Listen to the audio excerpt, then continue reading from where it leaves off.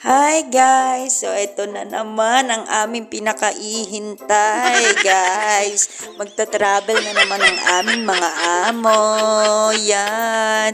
At finally, hindi masasama si Meba kasi Amerika yung pupunta ng mga amo ko. So yan, excited na rin yung batang to at dahil gustong gusto niyang punta ng Madrid.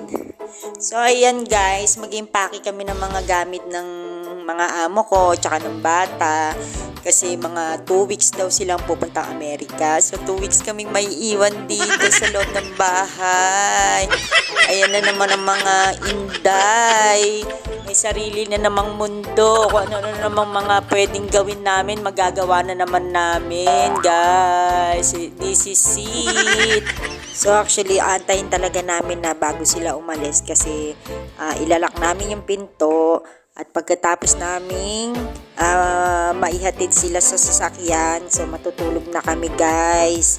So ang aking vlog is hanggang dito na lang. So wala akong mabablog ngayong gabi dahil pagkatapos nito ay matutulog na kami kasi anong oras na guys, mag-aalas 2 na.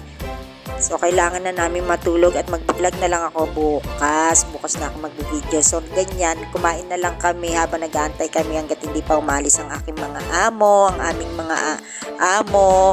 So, maya-maya alis na sila guys.